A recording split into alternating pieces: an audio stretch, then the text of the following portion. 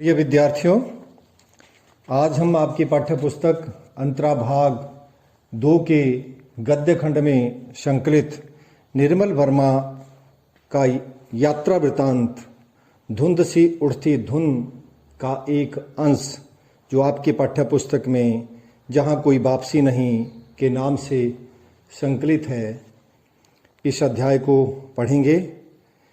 विद्यार्थियों, आप जानते हैं कि किसी भी विषय को पाठ्यक्रम में शामिल किया जाता है, उसके पीछे बुद्धिजीवियों का, शिक्षाविदों का एक अभिष्ट होता है कि आप विद्यार्थी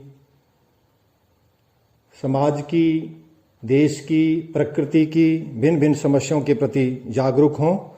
तो ये अध्याय भी पर्यावरण संबंधी जो बुद्धिजीवियों की, शिक्षाविदों की, पर्यावरणविदों की जो चिंताएं हैं, उन चिंताओं से संबंधित है।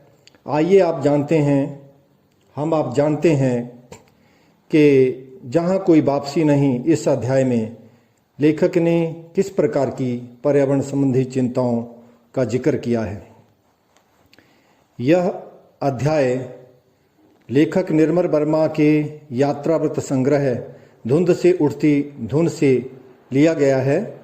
इसमें लेखक ने पर्यावरण संबंधी सरोकारों को ही नहीं, विकास के नाम पर पर्यावरण का जो विनाश हो रहा है, उस विनाश पर भी चिंता प्रकट की है।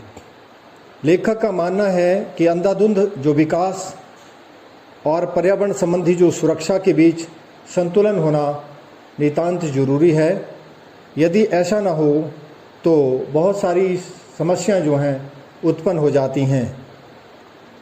विकास, विस्थापन, पर्यावरण संबंधी भिन्न भिन्न दुश्चिंताओं को जन्म देता रहेगा और मनुष्य समाज, संस्कृति, परिवेश से विस्थापित होकर लाचार विवश जीने के लिए विवश होता रहेगा।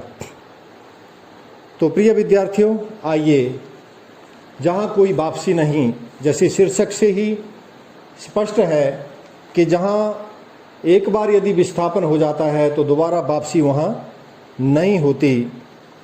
आप जानते हैं, आपके आसपास भी कोई ऐसा कोई विशाल कोई बांध बंधा होगा, कोई बहुत बड़ा उद्योग स्थापित हुआ होगा। वहाँ से बहुत सारे लोग जब विस्थापित होते हैं तो उनको किसी विशिष्ट जगह में स्थापित किया जाता है। तो इस अध्याय में किस प्रकार की विस्थापन की पीड़ा को लेखक ने व्यक्त किया है, आइए जानते हैं। जहाँ कोई वापसी नहीं। सिंगरौली सन 1983। वह धान रोपाई का महीना था, जुलाई का अंत। जब बारिश के बाद खेतों में पानी जमा हो जाता है, उस समय दोपहर सिंगरौली का एक क्षेत्र हम नवा गांव गए थे। इस क्षेत्र की आबादी लगभग 50,000 से ऊपर है। यहाँ 18 गांव, छोटे छोटे गांव बसे हैं। छोटे छोटे गांव का ये समूह है। इन्हीं गांव के मध्य में एक गांव है अमझर। अमझर शब्द जो है वो 2 शब्दों के योग से बना है। आम और झर, झर का मतलब झड़ना, अर्थात जहाँ आम झड़ा करते हैं, अर्थात गिरा करते हैं। लेकिन जब से 2-3 वर्षों से ये घोषणा हुई है कि अब यहाँ अमरौली नाम का एक प्रोजेक्ट लगेगा, तब से अमझर गांव के इन पेड़ों से ना कोई फल पकता है, ना कोई फल नीचे गिरता है। जब इसका कोई कारण पूछा जाता है तो लोग यही बताते हैं कि अमझर में अब आम नहीं गिरते। जैसे अमझर में पहले आम गिरा करते थे, वैसे आम अब यहाँ नहीं गिरा करते। लेखक स्पष्ट करते हैं कि शायद प्रकृति में आम के पेड़ भी, प्रकृति भी शायद इस अमरौली प्रोजेक्ट का, या प्रकृति भी शायद इस पर्यावरण के अंधाधुंध दोहन का जो है वो विरोध कर रही है। यदि आदमी उजड़ जाएगा तो पेड़ जीवित रह करके क्या करेंगे, शायद यही इसका कारण है। तो लेखक आगे कहते हैं कि टिहरी गढ़वाल में पेड़ों को बचाने के लिए आदमी के संघर्ष की कहानी, जैसे आप बच्चों आपने सुना होगा कि चिपको आंदोलन एक चला था। लोग पेड़ों को काटने से बचाने के लिए पेड़ों से चिपक जाते थे। ऐसे ही लोगों का सत्याग्रह, लोगों का एक विरोध प्रदर्शन तो आपने सुना होगा, परंतु पेड़ों को इस प्रकार से किसी विस्थापन का विरोध करते हुए, मूक सत्याग्रह, चुपचाप सत्याग्रह करते हुए, विरोध करते हुए, ये लेखक कहते हैं मेरा एक ये विचित्र अनुभव था कि मैंने ऐसा देखा कि आम के पेड़ भी मानो सत्याग्रह कर रहे हों। मेरे लिए एक दूसरी दृष्टि से भी ये एक अनूठा अनुभव था। लोग अपने गांवों से विस्थापित होकर कैसी अनाथ, उन्मूलित अर्थात अपनी संस्कृति सभ्यता से उजड़ करके कैसी ज़िंदगी बिताते हैं, यह मैंने शहर में जा कर के हिंदुस्तान की कॉलोनियों में, जहाँ कई कई मलिन बस्तियों में मजदूर दम घुड़ती भयावह बस्तियों, स्लम्स में कैसे जीवन जीते हैं, ये मैंने देखा था। किंतु विस्थापन से पूर्व कैसे परिवेश में लोग रहते थे या रहते होंगे, कैसे अपने जीवन बिताते होंगे, इसका दृश्य मैं आज यहाँ संगरौली में आकर के देख रहा हूँ कि कैसे यहाँ लोग स्वच्छ पवित्र खुलेपन में पहली बार अमझर गांव में देखने को मिला। पेड़ों के घने झुरमट, लेखक अमझर गांव के प्राकृतिक परिवेश का सुंदर वर्णन करते हुए कहते हैं कि देखिए यहाँ का कैसा प्राकृतिक सुंदर परिवेश है। पेड़ों के घने झुरमुट, साफ सुथरे खप्पर लगे मिट्टी के झोंपड़े। बच्चों, खपरेल का जो घर होंगे आपने देखे होंगे, खपरा शब्द है एक, ये कुम्हार जो है पका करके मिट्टी की खपरे बनाते थे और आजकल के तो फैक्ट्रियों में ये खपरेल बनता है। तो छोटे छोटे खपरेल के ये जो मिट्टी के झोंपड़े और पानी, चारों ओर पानी पानी यहाँ बहुत प्रचुर मात्रा में है। अगर मोटर रोड की भागती सड़क की खिड़की से देखो, लेखक कहते हैं मैं यहाँ गाड़ी में बैठा हूँ और गाड़ी में बैठ कर के यदि मैं देखूँ तो ऐसा लगता है जैसे समूची ज़मीन एक झील हो, एक ऐसी झील जिस झील का कोई अंतहीन सरोवर, जिसमें पेड़, झोंपड़े, आदमी, ढोर, ढांगर आधे पानी में आधे ऊपर तिरते दिखाई देते हैं। लोग धान के खेतों में काम कर रहे हैं तो ऐसा लग रहा है जैसे वो दूर दूर तक पानी लबालब भरा हुआ है, ऐसा लगता है जैसे कोई तैर रहा हो, मानो किसी बाढ़ में सब कुछ डूब गया हो, पानी में धंस गया हो। किंतु लेखक कहते हैं ये मेरा भ्रम था। जैसे हम आगे गए तो हमने देखा लोग जो है अपने खेतों में काम कर रहे हैं, पुरुष स्त्री जो है खेतों में काम कर रहे हैं। तब वे औरतें दिखाई देंगी जो एक पांत में, अपांत का मतलब पंक्ति में, पांत बोल चाल का शब्द है, पंक्ति, जो एक पंक्ति में झुकी हुई धान के पौधे छप छप पानी में रोप रही हैं। सुंदर सुडौल धूप में चमचमाती काली टांगें और सिरों पर चटाई के कुश्ती नुमा हैट टोप, जो फोटो पर या किश्ती में देखे हुए किसी वियतनामी या चीनी औरतों की याद दिलाते हैं। जरा सी आहट पाते ही एक साथ सिर उठाकर चौंकी हुई निगाहों से हमें देखती हुई, अर्थात हम जब यहाँ के लोग नहीं हैं ऐसा सोच करके कौन आए होंगे, किस लिए आए होंगे, कोई बहुत बड़े अधिकारी होंगे, ये हम यहाँ से लोग विस्थापित हो जाएंगे, इस प्रकार से हमसे कुछ घबराती हुई, कुछ चिंतित सी होती हुई, जरा सी आहट पाते ही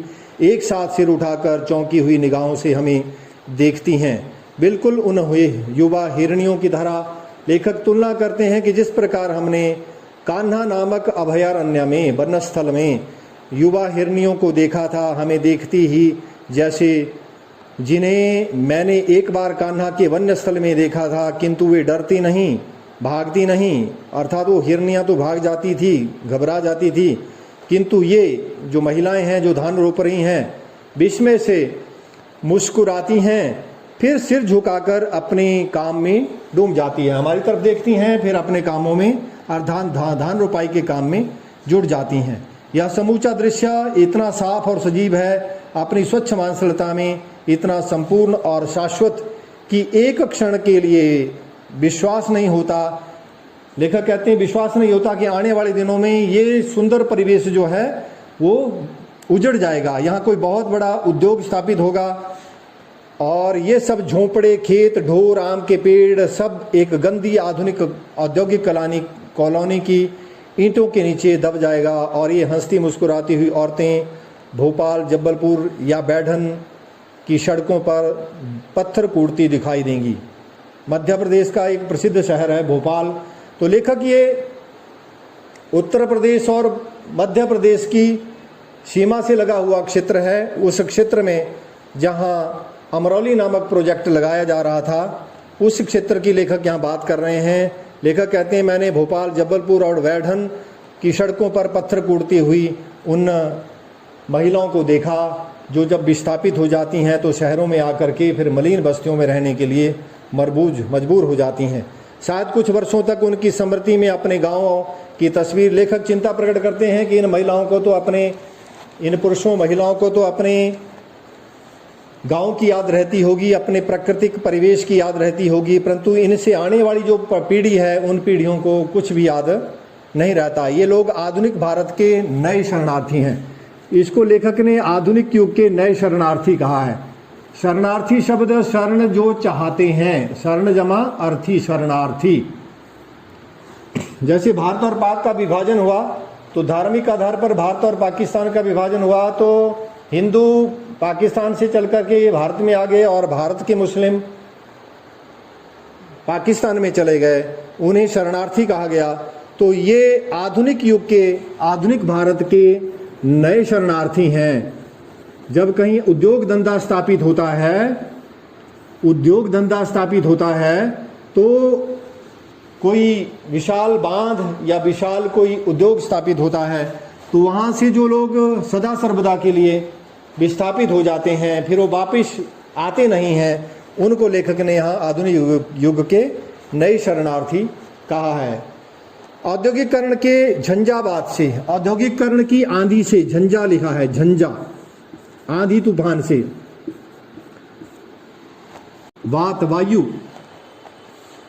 लेखक कहते हैं औद्योगिकरण की आंधी जब चलती है तो लोग घर जमीन से उजड़ जाते हैं और सदा सर्वदा के लिए अपने क्षेत्र से निर्वासित हो जाते हैं।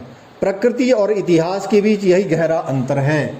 प्रकृति और इतिहास के बीच यह गहरा अंतर है। इसे आप अच्छे से समझें कि प्राकृतिक कारणों से जब विस्थापन होता है, जब कहीं कोई भूस्खलन होता है या कोई भूकंप आता है, वहाँ कोई बहुत बड़ा क्षेत्र जो है वो जमींदोज हो जाता है, तो लोग वहाँ से चले जाते हैं 10 वर्षों के लिए, 20 वर्षों के लिए, 5 सालों के लिए, 2 सालों के लिए। परंतु जब वहाँ शांति हो जाती है, वो भूस्खलन बंद हो जाता है, तो फिर लोग वहीं अपने घर गांव में फिर रहने लग जाते हैं। परंतु जब इस प्रकार के कारणों से जब कोई उद्योग धंधा स्थापित होता है, औद्योगिकरण के कारण जब कोई विस्थापन होता है, तो फिर सदा सर्वदा के लिए लोग उजड़ जाते हैं। तो इसके लिए लेखक ने इनको आधुनिक युग का शरणार्थी कहा है। तो लेखक कहते हैं, आज मैं देख रहा हूं एक भरे पूरे ग्रामीण आंचल को कितनी नासमझी और निर्ममता से के साथ उजाड़ा जा सकता है। सिंगरौली इसका ज्वलंत उदाहरण है कि प्राकृतिक सौंदर्य से भरा पूरा ये सिंगरौली क्षेत्र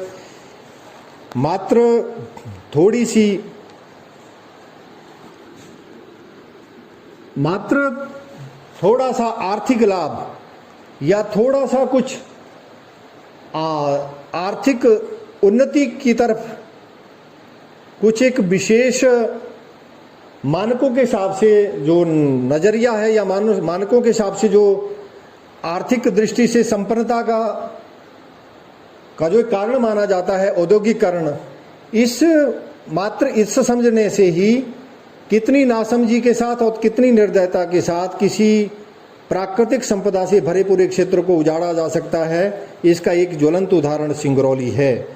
अगर यह इलाका कोई उजाड़ रेगिस्तान होता या तो इतना दुख नहीं होता, किंतु सिंगरौली की ये जो जगह है ये बहुत उर्वर है, यहाँ के जंगल बड़े समृद्ध हैं। तो लेखक ने यहाँ बहुत सुंदर उदाहरण दिए हैं कि किस प्रकार ये जो सिंगरौली क्षेत्र है, सिंगरौली, जिसको लेखक ने कहा है कि ये श्रृंगावली शब्द है, ये श्रृंगावली,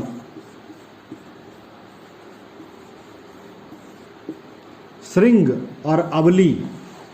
तो लेखक कहते हैं ये जो सिंगरौली शब्द है ये श्रृंगावली अर्थात पर्वतमाला से निकला है, जो पूर्व और पश्चिम में फैली हुई ये जो पर्वत के शिखर हैं, इन शिखरों में फैले घने जंगलों के कारण यातायात के साधन इतने सीमित हैं कि एक जमाने में सिंगरौली अपने अतुल, जिसकी कोई तुलना नहीं की जा सकती, ऐसे प्राकृतिक सौंदर्य के बावजूद काला पानी माना जाता था। काला पानी का अर्थ जहाँ किसी की पहुंच ना हो। जैसे बहुत वर्षों पूर्व अंडमान निकोबार को भारतवर्ष में काला पानी कहा जाता है था।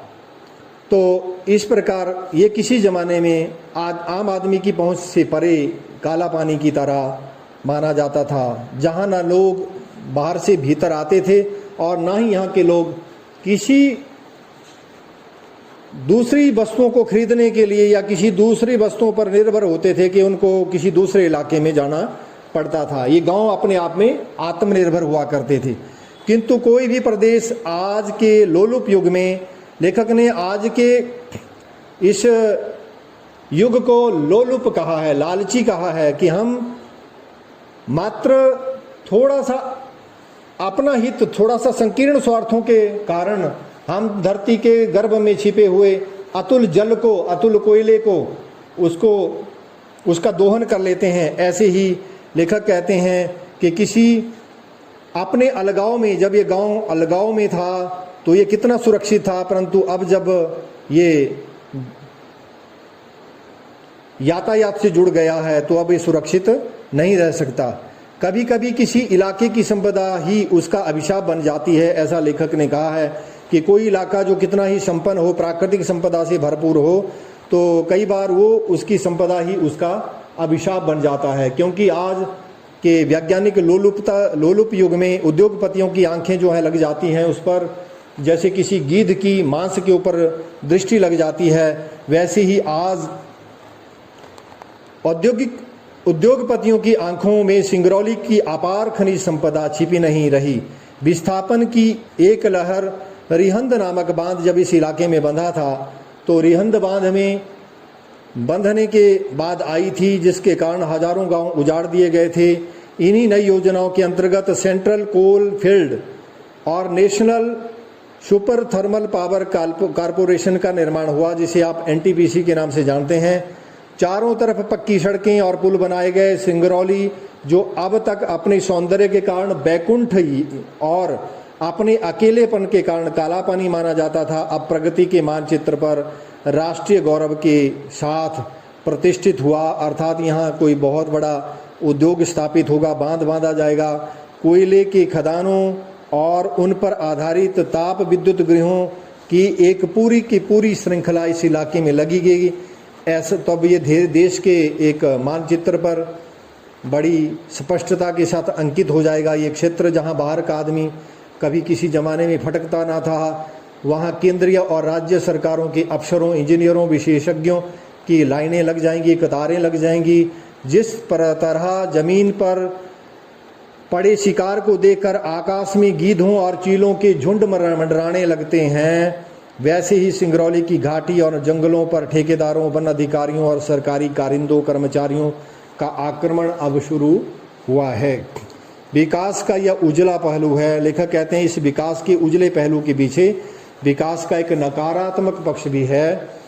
तो लेखक यहाँ स्पष्ट करते हैं कि दिल्ली की एक लोकायन नामक संस्था के आदेशानुसार वो यहाँ इस सिंगरौली प्रोजेक्ट के कारण लोगों की क्या समस्याएं उत्पन्न होंगी, इन समस्याओं पर एक रिपोर्ट प्रस्तुत करने के लिए, एक रिपोर्ट तैयार करने के लिए हम यहाँ आए हैं। परंतु यहाँ आकर के जब मैंने देखा कि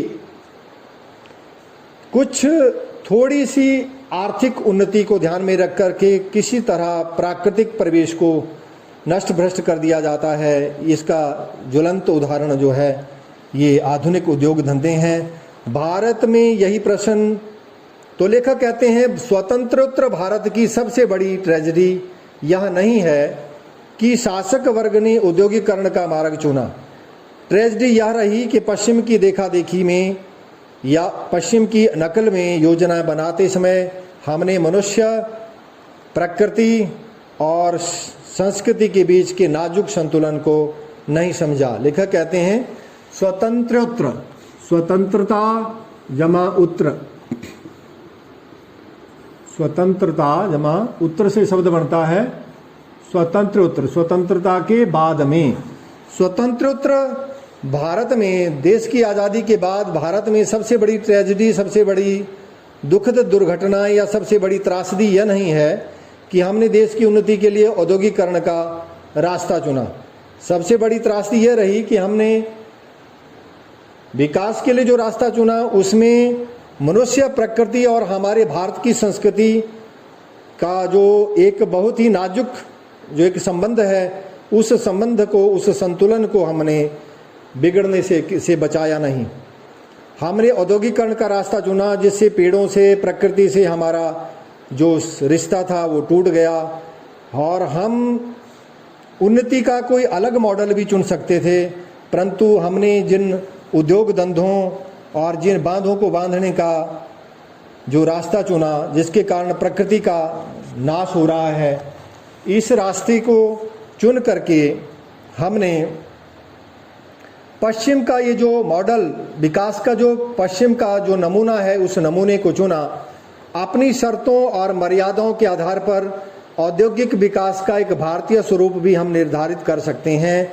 कभी इसका ख्याल भी हमारे शासकों को आया हो ऐसा नहीं जान पड़ता। लेखक अंत में स्पष्ट करते हैं कि देश की आज़ादी के बाद हमारे देश के कर्णधारों ने यदि देश की उन्नति का रास्ता कोई और चुना होता जो पर्यावरण मित्र होता, इको फ्रेंडली होता, तो शायद हम देश के विकास के रास्ते पर आगे चलते हुए भी हम अपना प्रकृति और संस्कृति के साथ भी अपना रिश्ता जो है वो बनाए रखते, और इस प्रकृति को प्रदूषित होने से या प्रकृति और मनुष्य के नाजुक सांस्कृतिक संबंध को बदलने से, बिगड़ने से भी बचा सकते थे।